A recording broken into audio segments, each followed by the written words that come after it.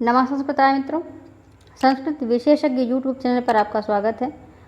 इस वीडियो में आप महाकवि कालिदास विरचित अभिज्ञान शाकुंतलम के चतुर्थ अंक के सारांश को जानेंगे। आप सभी वीडियोस तो देखते हैं, लेकिन चैनल को सब्सक्राइब ज़्यादा मात्रा में नहीं किए हैं, इसलिए कि नॉट सब्सक्राइब की संख्या ज़्यादा है, इसको आप कम से कम करें। और इस चैनल पर आपको अच्छी वीडियोस दिए जाएंगे, महत्वपूर्ण वीडियोस, तो जो टीचिंग से रिलेटेड होंगे, इसलिए आप जो है अवश्य करें सब्सक्राइब। चलिए शुरू करते हैं। अभिज्ञान शाकुंतलम के चतुर्थ अंक का सारांश। चतुर्थ अंक का जो प्रारंभ होता है उसमें जो है पुष्प चयन करती हुई शकुंतला की दोनों सखियां अनुसुईया और प्रियंवदा का जो है प्रवेश करती हैं, रंगमंच पर दिखाई पड़ती हैं। तो उनके वार्तालाप से ज्ञात होता है कि राजा और शकुंतला का गांधर्व विवाह हो गया है। गांधर्व विवाह के शीघ्र बाद ही राजा शकुंतला को शीघ्र लीवा जाने का आश्वासन देकर हस्तिनापुर चला गया है। शकुंतला राजा का स्मरण करती हुई राजानी दुष्यंत चित्रलिखित सी कुटिया में बैठी है। तभी दुर्वासा ऋषि का आगमन होता है। शकुंतला के अति सत्कार न पाकर के कोपराट दुर्वासा उसको शाप दे देते हैं, जिसका स्मरण करती हुई तुम मेरे जैसे तपस्वी का सत्कार नहीं कर रही हो, वह प्रणयी याद दिलाए जाने पर भी तुम्हें पहचानेगा नहीं। उद्विग्न मना शकुंतला कुछ भी नहीं सुन पाती, जबकि उसकी सखियां यह सब सुन लेती हैं और शाप निवारण के लिए प्रियंवदा प्रस्थान कर देती है।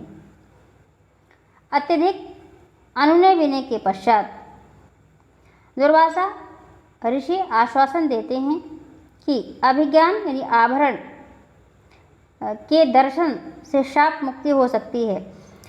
प्रियंवदा और अनुसुईया दुर्वासा के शाप की बात ना तो शकुंतला को ना ही किसी अन्य को बताती हैं।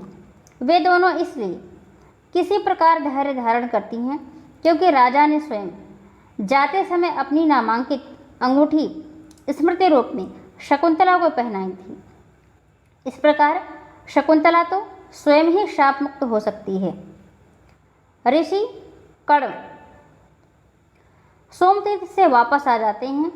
अनुसुईया विचार करती है कि शकुंतला के आपन्न सत्वा होने के वृत्तांत से महर्षि कर्ण को कैसे अवगत कराया जाए।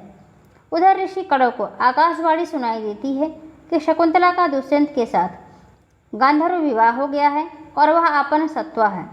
ऋषि इस विवाह का समर्थन करते हैं एवं शकुंतला को हस्तिनापुर ले जाने के लिए गौतमी, शारंगरव आदि को आदेश देते हैं। शकुंतला के विदाई की तैयारी प्रारंभ हो जाती है। इस मंगल बेला में वन वृक्षों से रेशमी वस्त्र, आभूषण एवं प्रसाधन सामग्री प्राप्त होती है। सामग्री है यहाँ। पतिगृह के लिए प्रस्थान करने के समय तपस्वी वीतरागी कण्व का गला भर जाता है। सारा तपोवन शकुंतला के वियोग से व्यथित हो जाता है। मृगशावक शकुंतला के आंचल से लिपट जाता है। हिरणिया जुगाली करना तथा मयूर नाचना छोड़ देते हैं। चेतन जगत की बात तो दूर, तपोवन के जड़ जगत के लिए भी शकुंतला का वियोग असह्य हो जाता है।